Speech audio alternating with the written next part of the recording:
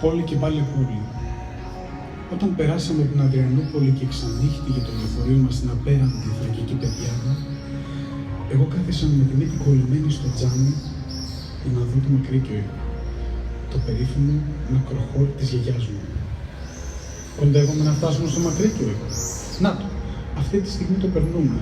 Όντω, εκείνης η πολυκατοικίας κοντά στη θάλασσα. Ναι, και τώρα το Μακρύκιο το λέμε Πακύρκιο. Αυτή για μένα ήταν η πρώτη μου έκπληξη.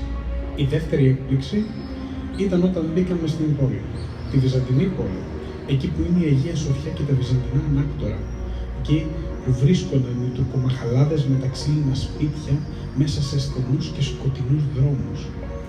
Πού είναι όλα αυτά? Σ' όλη τη διαδρομή ως τη γέφυρα του Γαλατά δεν είδα άλλο από τεράστιες πολυκατοικίες μοντέρνες πάνω σε ένα πλατή δρόμο. Είδα και την Πανεπιστημιούπολη. Μόνο η γέφυρα του Γαλατά απέμεινε από εκεί που ήταν. Η γέφυρα και το Καράκιο. Αλλά, τι λέω, πού να είναι το Καράκιο? Μια μεγάλη αγνώριστη πλατεία είναι τώρα. Πόσο μεγάλος έτσι? Καλά, γκρεμίσανε το φούρνο. Αμάν, θα τρελαθώ, γκρεμίσανε το φούρνο του Καράκιο. Πάνε τα γιαγκλίδικα, πάνε οι μπουκάτσες. Και ο Ρετζέπης, πού είναι ο Ρετζέπης? Το μεγαλύτερο, το πιο ξακουσμένο γαλακτοπωλείο της πόλης. Να φας, λέει, τα όκιοψου του Ρετζέπη και να πεθάνεις. Να φας μαλεμπί και γκαζάντιπι και εκμπέκ κανταΐφ και να πεθάνεις. Τον γκρέμισε το Ρετζέπη. Αυτή ήταν η τρίτη έκπληξη. Εγώ ξεκίνησα από το Πέρα Παλάς, τρύπωσα στα στενά δρομάκια που είναι γύρω από την Παναγιά του Μυρτιδιώτισσα και βρέθηκα στον ίσιο δρόμο. Όπως το λέγαμε εμείς, Grand de Pera το λέγανε οι Φράγκοι. Αυτό το δρόμο που ήταν κάποτε ένα μικρό Παρίσι. Την τελευταία λέξη της μόδας και της καλοπέρασης που βελούσε τότε στην πόλη από τη Δυτική Ευρώπη το Orient Express. Μεγάλα καταστήματα και όλοι οι εμποροϊπάλληλοι ήταν Ρωμιοί και μιλούσαν όλες τις γλώσσες του κόσμου. Στου Bakers, στου Lyon, στου Bon Marché, στη Βαπillon, αλλά σε Μαριτέλ. Αντίκρι στο Γαλατά Σαράι, φαρδιά πλατιά, η ταμπέλα της Εφιζενία Πενετού. Καλά, θα τον καταστρέψει το θρασίβουλο γυναίκα του. Ξέρεις που δίνεται? Στην Εφιζενία Πενετού. Ναι, αμέ.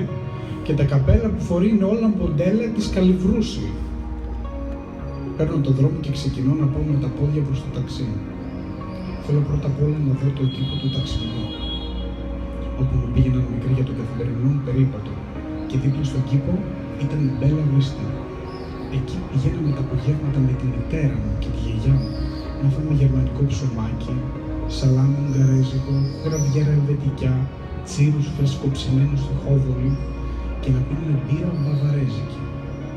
Από εκεί φαινόταν ο Βόσπορος. Εκεί πηγαίναμε όταν σκοτίνιαζε να σε διανύσουμε τον Τονανμά, τη φωταψία, την ρομαντική γιορτή που οργάνωνε ο Σουλτάν Χαμίτ για να τιμήσει τον ερχομό του Κάιζερ στην πόλη. Και γέμιζε το Βόσπορος από καΐκια, στολισμένα με χρωματιστά φαναράκια, που όλα παριστάνανε κήπους. Κι άλλα καλά με λουλούδια. Σαν έφτασα στη στροφή του δρόμου, στέκομαι και δεν πιστεύω στα μάτια μου. Ύστερα από την κατάπια του δρόμου, βρίσκομαι ξαφνικά σε μια απέραντη πλατεία που και πιο σύγχρονη μεγαλούπολη δεν ζει εδώ. Αισθητή μου, κύριε. Πρώτα απ' όλα, ο κήπος του ταξιδιού δεν υπήρχε. Ούτε την Μπελαβίστα. Δεν ξέρω τι γκρεμίσανε και τι δεν γκρεμίσανε. Πάντως, ξέρω πως από την πλατεία φαίνεται κατευθείαν ο Βόσπορος. Θαύμα ομορφιάς. Και ανοίχτηκαν δρόμοι, καινούργιοι δρόμοι που οδηγούν στο Βόσπορο. Κοσμογονία. Η πλατεία είναι γεμάτη νησίδες και φωτεινές διαβάσεις και τροχολόγους. Και πάνω σε αυτήν πηγαίνουν έρχονται αυτοκίνητα και λεωφορεία προς όλες τις κατευθύνσεις.